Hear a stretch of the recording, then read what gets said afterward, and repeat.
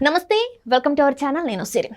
So YCP ప్రభుత్వం వచ్చిన తర్వాత ప్రజల మీద కానీ గవర్నమెంట్ ఉద్యోగుల మీద కానీ అంటే వాళ్ళ దూకుడు ప్రవర్తన, వాళ్ళు చెప్పిందే వినాలన్న ధోరణిలో అయితే చాలా వరకు ఇన్సిడెంట్ని మనం చూస్తూనే వస్తున్నాం. అయితే ఇప్పుడు తిరుపతి ఎస్పీ అయిన మల్లికా ఖర్గే గారిని కూడా అలాగే చేస్తారని చెప్పేసి అయితే వార్తలు వస్తున్నాయి. ఇంతకీ ఏం చేశారు, అక్కడ పరిస్థితి ఎలా ఉంది? అయితే ఈ విషయాన్ని మనకి వివరించడానికి మనతో పాటు ఉన్నారు ప్రముఖ రాజకీయ విశ్లేషకులు రాజా సప్పసాని గారు. నమస్కారం సార్. నమస్కారం సార్. ఇప్పుడు చూస్తున్నట్టయితే వైసీపీ ప్రభుత్వం వచ్చిన తర్వాత చాలా ప్రజల మీదనే కావచ్చు దౌర్జన్యాలు, దోపిడీలు అని చెప్పేసి మనకి వార్తలు వస్తూనే ఉన్నాయి. అదే కోవలో ఇప్పుడు తిరుపతిలో ఒక మహిళా ఆఫీసర్ మీద కూడా ఇలాంటి చర్యలకి పాల్పడ్డారని చెప్పి మనకు వార్తలు వస్తున్నాయి. ఇందులో ఎంతవరకు వాస్తవం ఉంది, అసలు ఏం జరిగింది సార్? తిరుపతి ఎస్పీగా ఉన్న మల్లికా గారిని వారు ఛార్జ్ తీసుకున్న 20 రోజుల్లో అక్కడి నుంచి ట్రాన్స్ఫర్ చేయించారు. రైట్.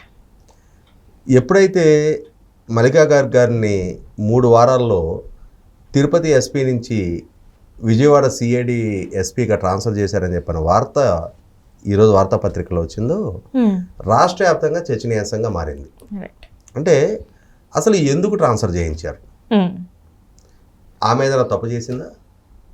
లేదు అంటే ఆమె డ్యూటీని మీరి పరిధి మీరి వ్యవహరించిందా?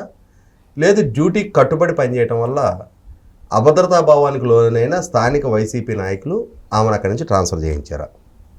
ఆమె డ్యూటీకి కట్టుబడి పనిచేస్తుంది, నిజాయితీగా నిబద్ధతతో పనిచేస్తుంది, రూల్ ఆఫ్ లా కట్టుబడి పనిచేస్తుంది. పనిచేస్తే వీళ్ళకి వచ్చిన ఇబ్బంది ఏంటి?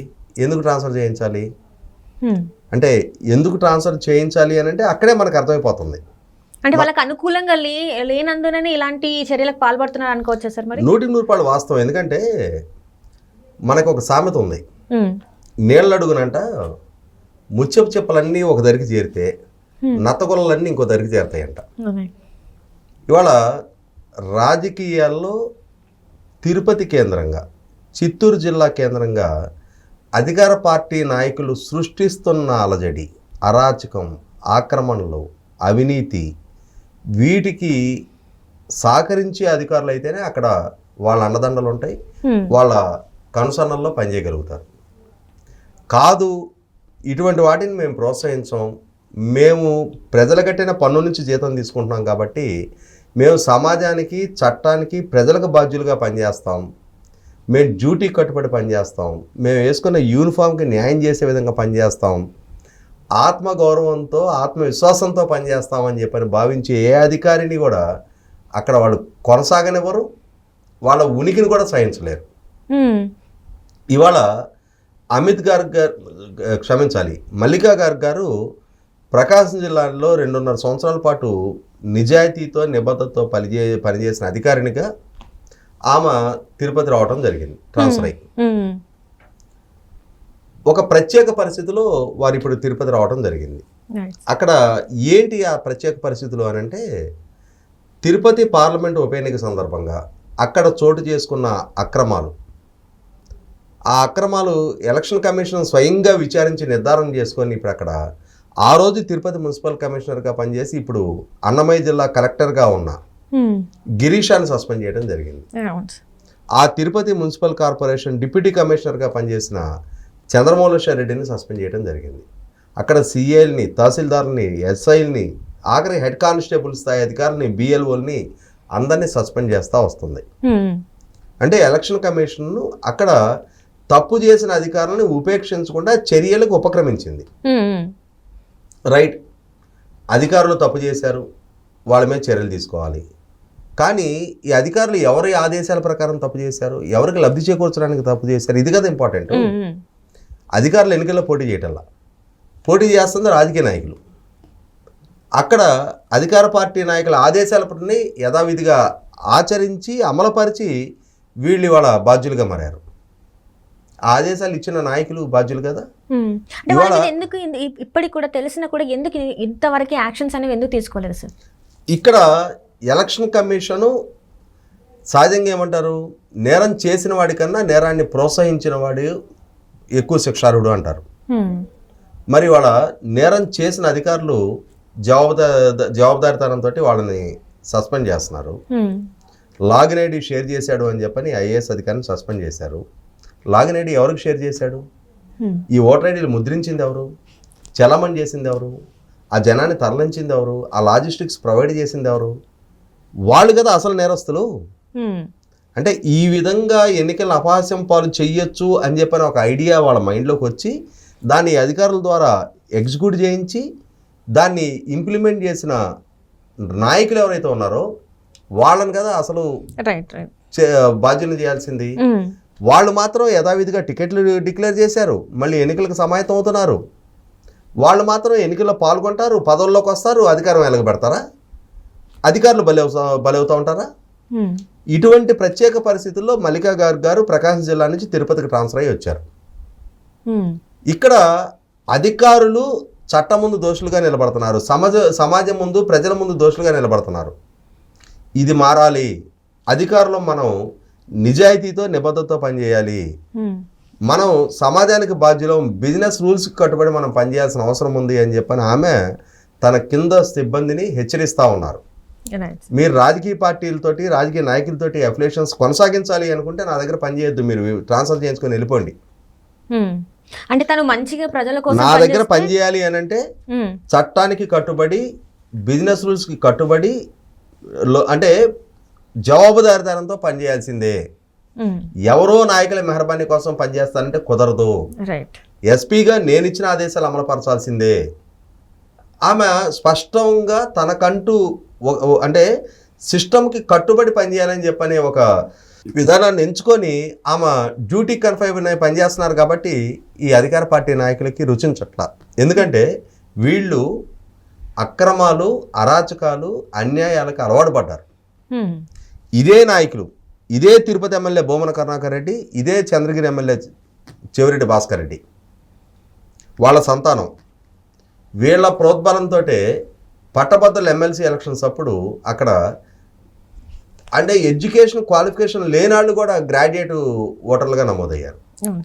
నమోదైంది స్పష్టంగా ఎన్నికల కమిషన్ విడుదల చేసిన ఓటర్ల లిస్టులోనే వాళ్ళ ఎడ్యుకేషన్ క్వాలిఫికేషన్ దగ్గర 5వ తరగతి 10వ తరగతి అని చెప్పని వాళ్ళ ఎడ్యుకేషన్ క్వాలిఫికేషన్ దగ్గర మెన్షన్ అయి ఉన్నాయి.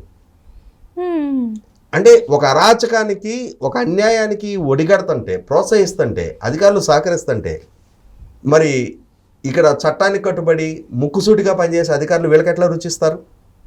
వాళ్ళ నీడ కూడా వీళ్ళు సహించలేరు. ఎందుకంటే వాళ్ళు ఇక్కడ డ్యూటీల్లో కొనసాగితే తిరుపతి పార్లమెంట్ ఎన్నికల్లో కొనసాగించిన లాంటి అరాచకాన్ని కొనసాగించడానికి వీళ్ళకి ప్రతిబంధకాలు ఏర్పడతాయి. అంటే వీళ్ళందరూ కూడా వీళ్ళకి అగెనెస్ట్గా అంటే కరెక్ట్గా లాకి పనిచేస్తున్నారు కాబట్టి వీళ్ళకి రుచించట్లేదు, అందుకే ఇలాంటి ట్రాన్స్ఫర్స్ అన్ని జరుగుతున్నాయి అనుకోవాలా సార్? 100% ఎందుకంటే అదే చిత్తూరు జిల్లాలో తిరుపతి ఎమ్మెల్యే భూమన కరుణాకర్ రెడ్డి ఇప్పుడు ఆయన టీటీడీ చైర్మన్గా కూడా కొనసాగుతూ ఉన్నారు. చెవిరెడ్డి భాస్కర్ రెడ్డి ఆయన్ని ఒంగోలు పార్లమెంట్ అభ్యర్థిగా ప్రకటించున్నారు ఆల్రెడీ. భూమన కరుణాకర్ రెడ్డి కొడుకుని ఇప్పుడు తిరుపతి అసెంబ్లీ అభ్యర్థిగా ప్రకటించున్నారు. చెవిరెడ్డి భాస్కర్ రెడ్డి కొడుకుని చంద్రగిరి అసెంబ్లీ అభ్యర్థిగా ప్రకటించున్నారు. అక్కడ ఇంకో కింగ్ మేకరు పెద్దిరెడ్డి రామచంద్రారెడ్డి ఉన్నాడు. వాళ్ళ కొడుకు ఆల్రెడీ రాజంపేట ఎంపీగా కొనసాగుతున్నాడు మిథున్ రెడ్డి. వీళ్ళందరూ గుత్తాధిపత్యంలో ఆ జిల్లా నలిగిపోతుంది. అటువంటి దగ్గర అక్కడ ప్రతిపక్ష నాయకుడు చంద్రబాబు నాయుడు గారిని ఆయన నియోజకవర్గంలో పర్యటించకుండా ఆటంకాలు సృష్టిస్తూ ఉన్నారు. ఆయన ఇరిగేషన్ ప్రాజెక్టుల సందర్శనకి వెళ్తే ఆయన మీద రాళ్లదాడి చేసి ఆయన మీద హత్యాయత్నం కేసులు నమోదు చేశారు. అంటే జిల్లా మొత్తాన్ని వాళ్ళ ఇష్టారీతిన ఒక ఆధిపత్య దూరంతో వాళ్ళు శాసిస్తూ ఉంటుంటే, వ్యవస్థలను భ్రష్టు పట్టిస్తుంటే అక్కడ ఇంటెగ్రిటీ ప్రదర్శించిన అధికారులు చట్టానికి కట్టుబడి పనిచేయాలి అనుకున్న అధికారులకి మనుగడే ఉండటానికి వీల్లేదు అని చెప్పని 3 వారాల్లో ట్రాన్స్ఫర్ చేశారు. ఇప్పుడు ఆమెని ఏమవుద్ది? మహా అయితే ట్రాన్స్ఫర్ చేయగలుగుతారు, అంతేగా. వాళ్ళు ఆల్ ఇండియా సర్వీస్ అధికారులు, అంతకు మించి ఏమి ఇబ్బంది పెట్టగలుగుతారు వీళ్ళు? ఇవాళ ఇదే ప్రభుత్వ ఆదేశాలు యథావిధిగా పాటించిన పర్యవసానం 3 చీఫ్ సెక్రటరీలు కోర్టుకెళ్ళి సంజయ్ ఇచ్చుకున్నారు. 2 డీజీపీలు గౌతమ్ సవాంగ్, కసిరెడ్డి రాజేంద్రనాథ్ రెడ్డి కోర్టుకెళ్ళి సంజయ్ ఇచ్చుకున్నారు. అది ముఖ్యమా? ఆ హోదాలో ఆ స్థాయిలో ఉండి కోర్టు ముందెళ్ళి చేతులు కట్టుకొని నిలబడి దోషులుగా సంజయ్ ఇచ్చుకుంటే గౌరవమా? లేదు, తలెత్తుకొని నేను నా నిజాయితీ కట్టుబడి నేను పనిచేశా, నేను నా విధుల నిర్వహణలో నేను తప్పు చేయలేదు, మహా అయితే ట్రాన్స్ఫరే కదా నేను ఎదుర్కొంటా అని చెప్పని ఆత్మవిశ్వాసాన్ని ప్రదర్శించి ఆత్మగౌరవాన్ని కాపాడుకున్న మల్లికా గారు ఆమె ఎప్పటికీ నిజాయితీపరురాలుగా సమాజంలో తలెత్తుకొని ఆమె బతకగలుగుతుంది. ఇవాళ జగన్మోహన్ రెడ్డి గారి పరిపాలనలో ఆయన ఆదేశాలు చట్టాన్ని మీరి ఆదేశాలు ఇస్తుంటే వాటిని అడ్డుకోవాల్సిన స్థాయిలో ఉన్న అధికారులు, ఆయన్ని చక్కదిద్దాల్సిన స్థాయిలో ఉన్న అధికారులు ఆయన ఆదేశాలు యథావిధిగా పాటించిన పర్యవసానం ఇవాళ ఎంతమంది అధికారులు కోర్టుల చుట్టూ తిరుగుతూ ఉన్నారు. Right sir. వీళ్ళ నాయనాదేశాలు ఈయన మెహర్బానీ కోసం ఆ రోజున ఎంతమంది అధికారులు జైలు పాలయ్యారు. అది కాబట్టి జగన్మోహన్ రెడ్డి గారి సహవాసం 100% జైలు తీసుగానే పయనింపజేస్తుంది అనేది గతంలో రుజువైంది. ఇవాళ సస్పెండ్ అయిన గిరీష్ రుజువు చేస్తూ ఉన్నాడు. ఇవాళ కోర్టుల చుట్టూ తిరుగుతున్న అధికారులు రుజువు చేస్తూ ఉన్నారు.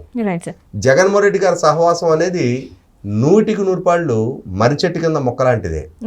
ఆయన ఏదైతే వ్యవస్థలో విధ్వంసం చేసి ఆ విధ్వంసం మాటన అధికారులను బలిపశువులు చేస్తున్న సందర్భంలో ట్రాన్స్ఫర్లు ఎదుర్కోవటానికైనా సిద్ధమే, కానీ మా నిజాయితీని చంపుకోము అనుకునే కొద్దిమంది అధికారులు ఇటువంటి పర్యవసానాలు పరిణామాలు ఎదుర్కొంటున్నారు. ఎదుర్కొన్నా పర్వాలా, వాళ్ళు సమాజంలో గౌరవ మర్యాదలతో ఉంటారు. అధికార పార్టీ నాయకులకో జగన్మోహన్ రెడ్డి గారికో నచ్చని మాత్రాన వాళ్ళ వ్యక్తిత్వానికి వచ్చే మాయని మచ్చయం లేదు. ఇవాళ కోర్టుల చుట్టూ తిరిగి దోషులుగా నిలబడుతున్న వాళ్ళు వాళ్ళ వ్యక్తిత్వాన్ని వాళ్ళు చంపుకొని పనిచేస్తున్నారు. మల్లికా గార్గ్ లాంటి నాయకులు ఆమె చూపించే తెగువ, చిత్తశుద్ధి, ధైర్యం మిగిలిన అధికారుల్లో కూడా స్ఫూర్తి నింపాలి. ఇవాళ చట్టం ముందు దోషులుగా నిలబడతారా, మీ ఆత్మవిశ్వాసాన్ని కాపాడుకుంటారా లేదనేది 35 సంవత్సరాల సుదీర్ఘ చరిత్ర ఉండే, సుదీర్ఘ కెరీర్ ఉండే అధికారులు మీ వ్యక్తిత్వాన్ని విలువిస్తారా, మీ గౌరవాన్ని కాపాడుకుంటారా, చంపుకొని రాజీపడి జగన్మోహన్ రెడ్డి గారికి దగ్గర బానిసత్వం చేస్తారనేది మీరే ఆలోచించుకోవాలి. Right sir. ఇప్పుడు ఏంటంటే మనకి దగ్గరలోనే ఎన్నికలు ఉన్నాయి. సో దీని ప్రభావం ఎలా ఉండబోతుంది సార్ ఇప్పుడు ఎన్నికల్లో? 100% ఇదే వరవడు కనుక కొనసాగినప్పుడు అధికారులు జగన్మోహన్ రెడ్డి గారు ఇచ్చే తప్పుడు ఆదేశాలు, జగన్మోహన్ రెడ్డి గారి పార్టీ నాయకులు ఇచ్చే తప్పుడు ఆదేశాలు పాటించి మా కెరీర్ మేమెందుకు పణంగా పెట్టుకోవాలి, మా ఆత్మగౌరవాన్ని మా ఆత్మవిశ్వాసాన్ని చంపుకొని మేమెందుకు పనిచేయాలని చెప్పని భావన కనుక వాళ్ళలో కలిగిన నిమిషాన వాళ్ళందరూ కనుక కలిసి కట్టుగా ప్రభుత్వానికి సహాయ నిరాకరణ చేయాలి అని కనుక నిర్ణయం తీసుకున్న రోజు అధికార పార్టీ స్తంభించిపోతుంది.